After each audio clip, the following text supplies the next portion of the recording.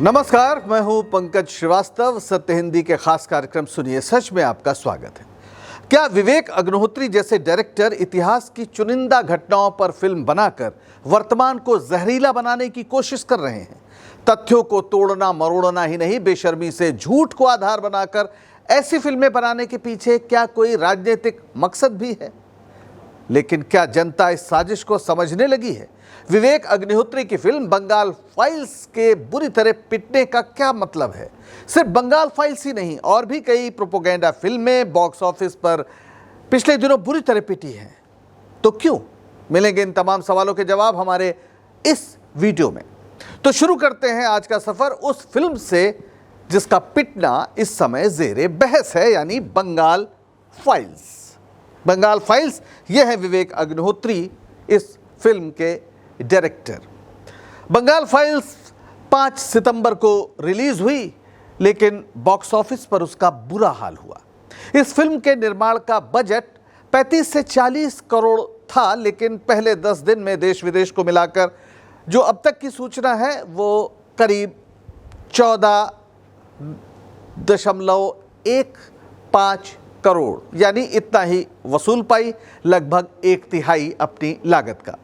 The Kashmir files बनाकर कई 100 करोड़ की कमाई कर चुके विवेक अग्निहोत्री को इस फिल्म से भी वैसी ही उम्मीदें थी, लेकिन जनता ने इसे नकार दिया। जबकि इस फिल्म को सफल बनाने के लिए वे सारे हथकंडे और विवाद पैदा किए गए जो आजकल चलन बन गए हैं। क्या? ये देखिए, बंगाल फाइल्स को बंगाल में रिलीज करो, ये प्रदर्शन है। बीजेपी से जुड़े हुए लोगों ने कोलकाता में प्रदर्शन किया था कुछ समय पहले कि बंगाल फाइल्स रिलीज की जाए, लेकिन क्या बंगाल फाइल्स पे कोई रोक थी? कम से कम सरकार की ओर से कोई रोक नहीं थी। इस फिल्म को सिनेमा हॉल के लोगों ने या सिनेमा चलाने वालों ने रिलीज नहीं की, तो कुछ वजह थी। ये फिल्म दरअसल 16 अगस्त 1946 को बंगाल में मुस्लिम लीग के डायरेक्ट एक्शन आह्वान के तहत हिंदुओं के मारे जाने पर है। वैसे उन 3-4 दिनों में मुसलमान भी बड़े पैमाने पर मारे गए थे, लेकिन विवेक के पास सत्य को संपूर्णता में देखने का विवेक बिल्कुल नहीं है। विवेक अग्निहोत्री टीवी चैनलों में घूम घूम कर कहते रहे कि हिंदुओं पर जुल्म दिखाने वाली इस फिल्म को पश्चिम बंगाल में बैन किया गया। जैसा हमने बताया कि सरकार की ओर से कोई आधिकारिक बैन नहीं था, लेकिन सांप्रदायिक बवाल के अंदेशे को देखते हुए सिनेमा मालिकों ने फिल्म को ना दिखाना ही बेहतर समझा। विवेक अग्निहोत्री की पत्नी और अभिनेत्री पल्लवी जोशी ने इस संदर्भ में राष्ट्रपति द्रौपदी मुर्मू को भी पत्र लिखा। यानी वो सब कुछ किया गया जिससे फिल्म विवादित हो और प्रचारित हो, पूरे देश में एक संदेश जाए। लेकिन बंगाल तो छोड़िए, बाकी देश में भी इस फिल्म ने पानी नहीं मांगा। चलिए, बंगाल में सिनेमा हॉल के लोगों ने या मालिकों ने रिलीज नहीं किया, और ये भी मान लीजिए कि सरकार के दबाव में नहीं किया, लेकिन बाकी देश में ज़्यादातर जगह तो बीजेपी की ही सरकारें हैं। रिलीज हुई फिल्म पर लोगों ने नहीं देखा। आखिर क्या वजह हो सकती है? जिस दौर में सांप्रदायिक ध्रुवीकरण वोट बटोरने का सफल धंधा बन गया हो, वहां इसी फॉर्मूले से बॉक्स ऑफिस कलेक्शन क्यों कम हो रहा है? क्या लोगों की आंखें खुल रही हैं? द हिंदू जैसे प्रतिष्ठित अखबार ने इस फिल्म के बारे में जो लिखा है वो आपको जरूर देखना चाहिए। द हिंदू के बारे में लिखा, विवेक अग्निहोत्री ने सांप्रदायिक जहर का बूस्टर डोज दिया है। यानी इंजेक्शन तो वो पहले ही लगा चुके हैं, और उनकी तमाम जो फाइल्स सीरीज की फिल्में हैं, कश्मीर फाइल्स, ताशकंद फाइल्स और फिर बंगाल फाइल्स, तो द हिंदू लिखता है कि ये एक और डोज है। इंजेक्शन पहले लग चुका था, ये बूस्टर डोज है। विवेक अग्निहोत्री बूस्टर डोज लगा रहे हैं और सांप्रदायिक जहर का बूस्टर डोज लगा रहे हैं। इन सारी फिल्मों का एक ही उद्देश्य है, चाहे ये जो फाइल सीरीज की फिल्में हैं, एक ही उद्देश्य, लोगों के बीच सांप्रदायिक विद्वेष फैलाना। खुलकर कहें तो हिंदुओं के मन में मुसलमानों के प्रति नफरत भरना, और खास तौर पर कांग्रेस को निशाना बनाना। नेहरू और गांधी जैसे महान राष्ट्रीय नेताओं को नीचा दिखाना। बीजेपी और आरएसएस लंबे समय से जो दुष्प्रचार करते रहे हैं, और जिन्हें व्हाट्सएप के जरिए एक नया उफान मिला है, विवेक अग्निहोत्री की फिल्में उसी का सिनेमाई अनुवाद है, जहां तथ्यों या संदर्भों को महत्व नहीं दिया जाता। अर्ध सत्य या सरासर झूठ पर आधारित कथानक को इतिहास बनाकर प्रस्तुत कर दिया जाता है। आइए जरा द बंगाल फाइल्स पर विस्तार से बात कर लेते हैं, क्योंकि फिलहाल ज्यादा बहस तो इसी पर हो रही। द बंगाल फाइल्स 1946 के डायरेक्ट एक्शन डे और बंगाल के नोआखाली दंगों पर आधारित फिल्म में मिथुन चक्रवर्ती, अनुपम खेर गांधी जी बने हैं। कहाँ से लगते हैं आप बताइए। और पल्लवी जोशी जो विवेक अग्निहोत्री की पत्नी है, ये इन सारे लोगों ने काम किया है। बड़े बड़े अभिनेता सितारे हैं इस फिल्म में। और ये भी सही है कि नोआखाली में हिंदुओं को मारा गया था, लेकिन उसी समय कलकत्ता, अब कोलकाता हो गया है, कलकत्ता में भी बड़ी तादाद में मुस्लिम मारे गए थे। और इस सब को अंग्रेज सरकार ने, उस दौर की जो सरकार थी, उसने रोकने की कोई कोशिश नहीं की, क्योंकि वो भारत का विभाजन कराना चाहती थी और मुस्लिम लीग उसके हाथों में खेल रही थी। कोई भी बड़ा फिल्मकार इस तस्वीर में छिपी हुई जो जटिलता है उसको अपनी फिल्म का आधार बनाता, लेकिन विवेक के लिए तो ये सिर्फ हिंदू मुस्लिम लड़ाई है और उसमें भी हिंदुओं का मारा जाना ही उनके लिए महत्व रखता है। इतिहास में जो गुंडे और हत्यारे बतौर दर्ज हैं, उनका फिल्म में महिमा मंडन किया गया है, क्योंकि वे हिंदू हैं। महात्मा गांधी को जिस शर्मनाक तरीके से इस फिल्म में दिखाया गया है, उनके मुंह से ऐसी बातें कहलाई गई हैं जो सिर्फ व्हाट्सएप यूनिवर्सिटी के पाठ्यक्रम में है, वो वाकई शर्मनाक है। विवेक अग्निहोत्री वैसे एक इंटरव्यू में कह चुके हैं कि फैक्ट्स आर नॉट फैक्ट्स, यानी उनके लिए तथ्यों का कोई महत्व नहीं है। कोई और समय होता तो राष्ट्रपिता के अपमान के लिए विवेक अग्निहोत्री पर मुकदमा चलता, लेकिन सरकार बीजेपी की है। सैया भय कोतवाल तो डर काहे का। यह फिल्म बनाई ही इसलिए गई थी कि इसका फायदा आने वाले बंगाल इलेक्शंस में बीजेपी को मिल सके, पश्चिम बंगाल में सांप्रदायिक ध्रुवीकरण हो। यह इतिहास का एक दुखद अध्याय है जिसका राजनीति और धंधे के लिए शर्मनाक इस्तेमाल किया जा रहा है। क्या भारत का विभाजन इतना सीधा मामला था? ये तस्वीरें आज हमारे इतिहास में हमें एक सबक की तरह दर्ज हैं। एक दुखद प्रसंग है भारत का विभाजन, जिसमें 10 से 12 लाख लोग मारे गए और 1.5 से 2 करोड़ लोग विस्थापित हुए, अपना घर छोड़ना पड़ा। हिंदू, सिख, मुसलमान सभी इसका शिकार बने। कहीं हिंदू मारे गए तो कहीं मुसलमान तो कहीं सिख। सबके साथ ऐसे अत्याचार हुए जिनके बारे में सोचकर भी रोंगटे खड़े हो जाएंगे। लेकिन अगर सभी समुदाय अपनी अपनी फाइल्स बनाने लगें, अपने अपने ऊपर हुए अत्याचार की कहानियां फिल्मी पर्दों पर दिखाने लगें और उस पूरी तस्वीर को गायब कर दें जिसके कारण वो घटना हुई, या उनके समुदाय ने भी दूसरे समुदाय पर कहीं अत्याचार किया, इसको ना बताएं, तो फिर इस देश का क्या बनेगा, क्या मंजर होगा, अंदाजा लगाइए। उस समय जो भी हुआ वो अंग्रेजी प्रशासनिक और सैन्य मशीनरी के साए तले हुआ। अंग्रेजों ने मुस्लिम लीग को मोहरा बनाकर उन तमाम राष्ट्रीय नेताओं को शिकस्त दी जो पूरे उपमहाद्वीप को एक रखना चाहते थे, जो चाहते थे कि सदियों से लोग जो मिलजुल कर रहते आए हैं वही आगे भी चले। लेकिन हालात ऐसे बने कि कोई दूसरा चारा नहीं रहा। ये कुछ ऐसा ही है कि अगर पूरे घर में आग लगने का अंदेशा हो तो बुजुर्ग लोग उस छप्पर को दूर फिकवा दिया करते थे जिसमें आग पकड़ लेती थी। और सरदार पटेल ने तो इस मसले पे एक साफ बात कही है। क्या कहा उन्होंने कहा था, सरदार पटेल जिनको हम मानते हैं कि भारत के लौह पुरुष, जिन्होंने सैकड़ों रियासतों को एकजुट किया, भारत में विलय के लिए मजबूर किया, एकीकृत भारत का निर्माण किया, वो क्या कहते हैं, अगर भारत का एक विभाजन मंजूर न करते तो देश सैकड़ों टुकड़ों में बढ़ जाता। मैं कभी नहीं मानूंगा कि विभाजन कोई गलती थी। आज विभाजन के लिए तमाम नेताओं को कोसने का एक चलन है, लेकिन सरदार पटेल साफ कहते हैं कि वे कभी नहीं मानेंगे कि विभाजन कोई गलती थी। हालात के हिसाब से उस समय जो हो सकता था बेहतर से बेहतर वो किया गया। और आज जो भारत के पास नक्शा है, इतिहास में ऐसा नक्शा कभी नहीं था। कभी नहीं था। इस बात को कभी आप देखिएगा इतिहास की किताबें पलटकर। जिन महात्मा गांधी को विवेक अग्निहोत्री जैसे अविवेकी रात दिन झूठ बोलकर कोसते हैं, वे स्वतंत्रता दिवस मनाने के लिए दिल्ली में नहीं, उसी नोआखाली में थे जहां हिंदुओं को मारा गया था। गांधी जी 7 नवंबर 1946 से नोआखाली में थे। 47 गांवों में पैदल घूमे, हिंदुओं को भरोसा दिया, मुस्लिमों से भी शांति की अपील की। बिहार में भी उनकी अपील का असर हुआ, हिंसा घटी। बंगाल में हिंसा रुकी, बिहार में हिंसा रुकी। बड़े पैमाने पर जहां मुसलमानों को निशाना बनाया जा रहा था, उस बिहार में भी उस अपील का बड़ा असर हुआ।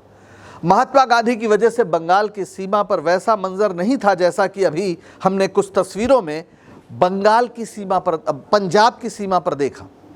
और गवर्नर जनरल माउंटबेटन ने उसको दर्ज किया है। माउंटबेटन ने क्या कहा? माउंटबेटन जो आखिरी वॉइसराय कह लीजिए, गवर्नर जनरल कह लीजिए, उन्होंने कहा जहां कहीं गांधी गए दंगे रुक गए।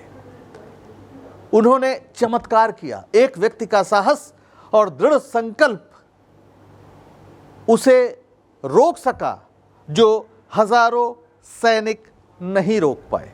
यानी गांधी का जो पूरा तेज था, जो उनका विचार था, जो उनका संकल्प था, उसने तमाम दंगाइयों को हाथ से हथियार छोड़ने के लिए मजबूर कर दिया। लेकिन ऐसे गांधी विवेक अग्निहोत्री की फिल्म में एक लाचार और हास्यास्पद चरित्र है।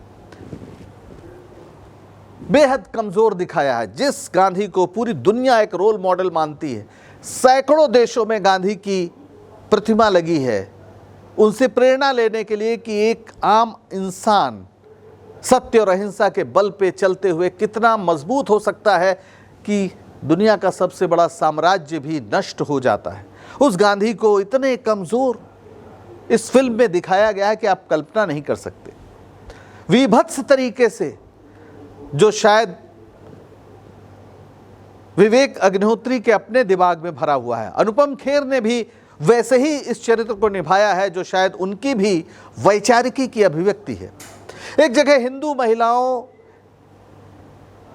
के बलात्कार का प्रसंग है। पूछा गया गांधी जी से कि कैसे बचें, तो गांधी जी के मुंह से कहलाया गया है कि बाल भी छू जाए तो जीभ काट लो या सांस रोक लो, यही सच्ची हिम्मत।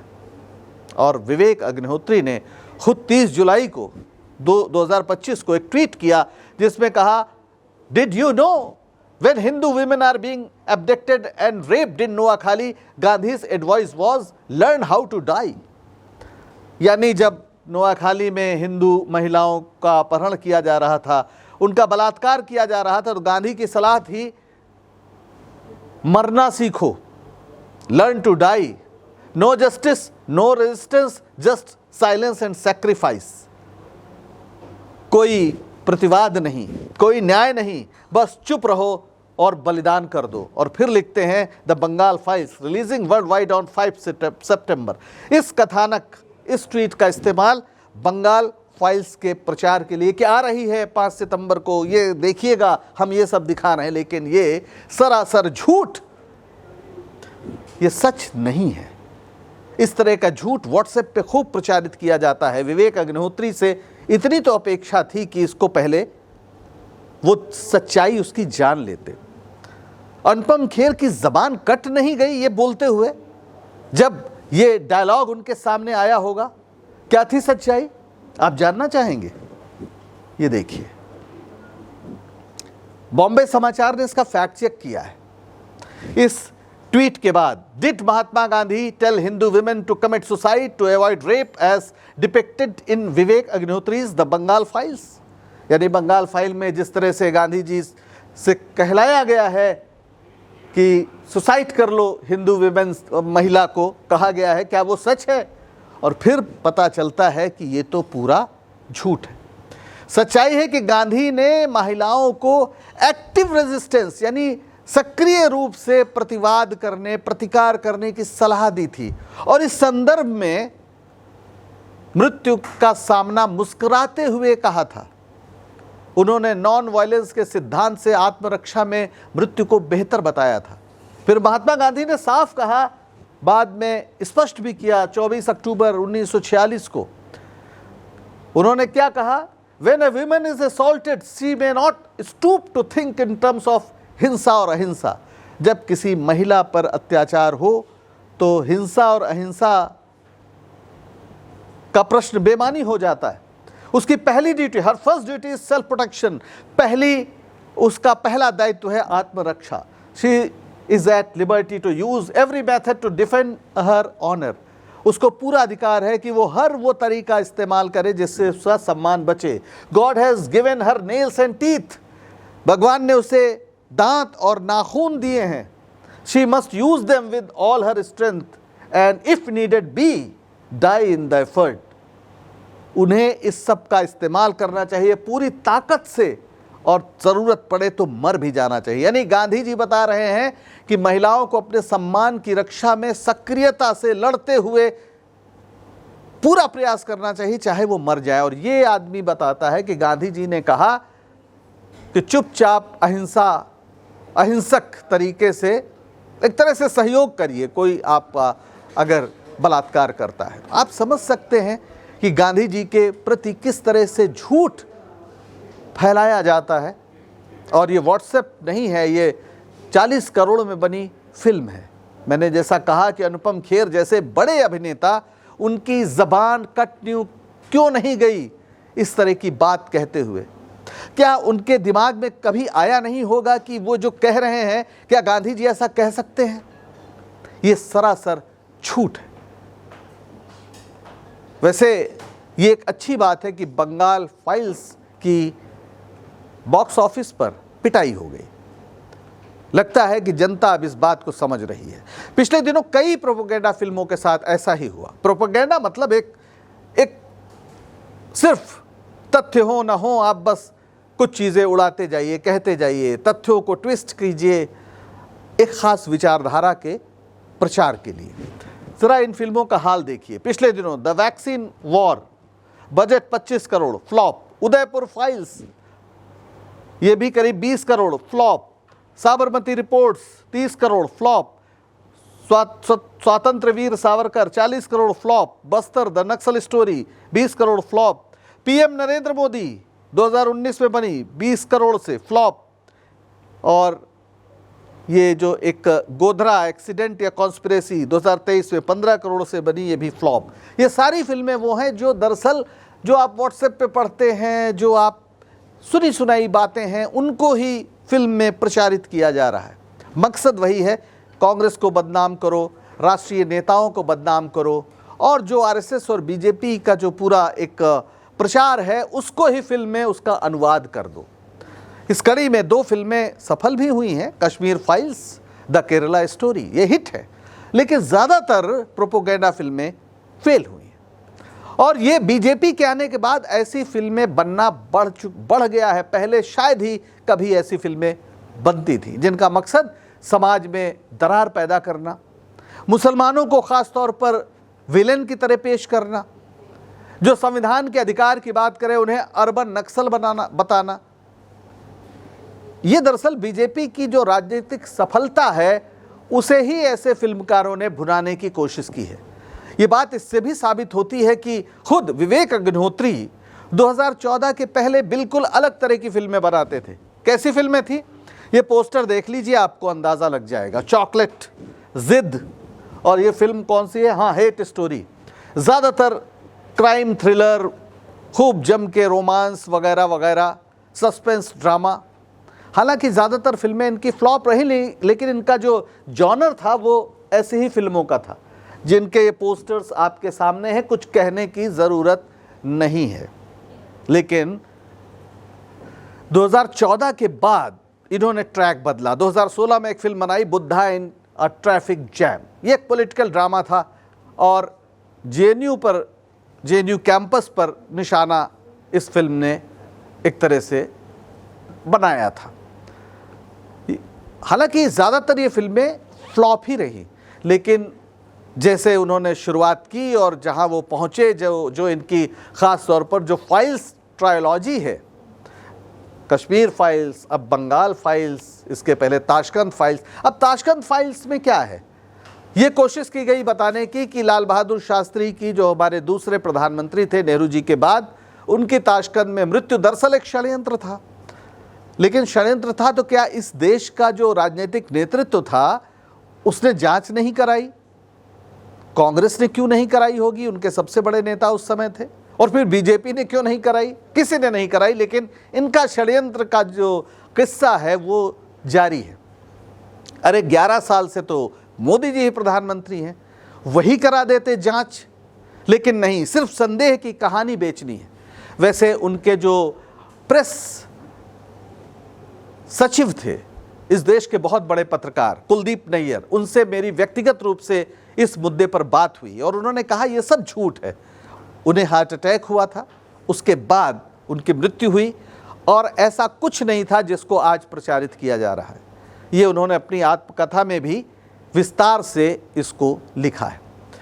सवाल उठता है कि क्या विवेक अग्निहोत्री खुद ऐसा करते हैं या फिर उन्हें कोई टास्क दिया गया है?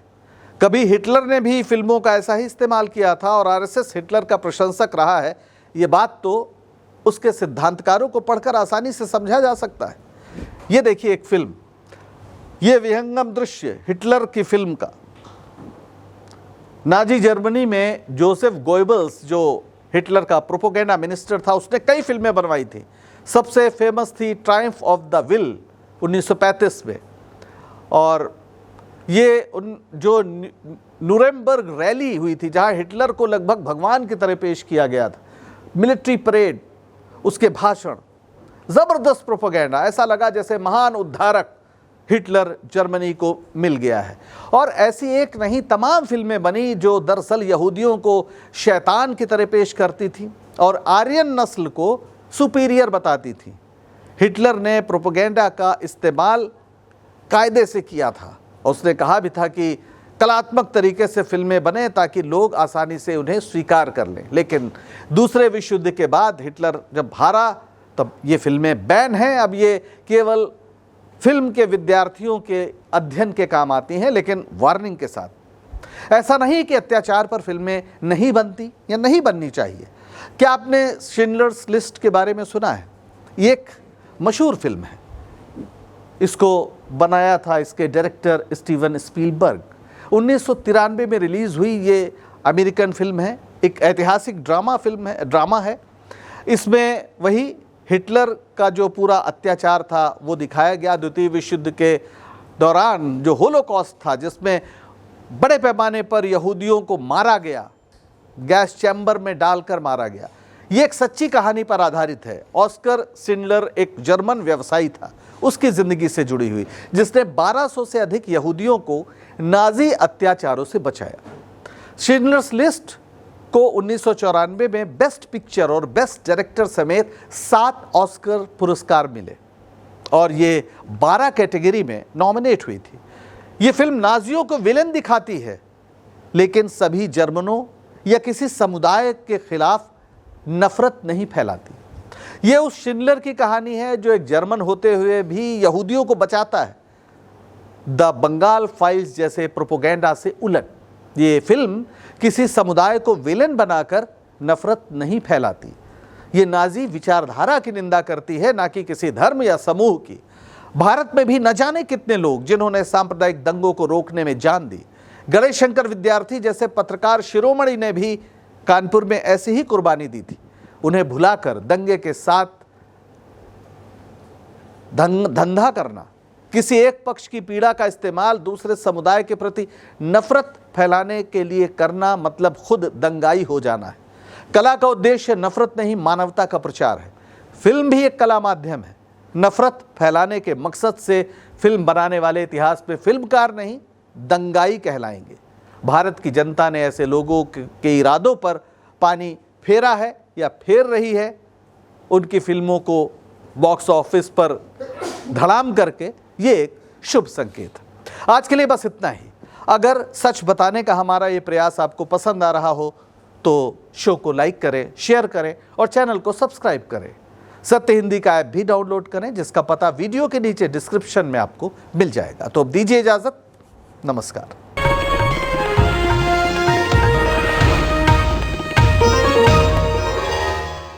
Copyright disclaimer under Section 107 of the Copyright Act 1976. Allowance is made for fair use for purposes such as criticism, comment, news reporting, scholarship, and research. Fair use is a use permitted by copyright statute that might otherwise be infringing.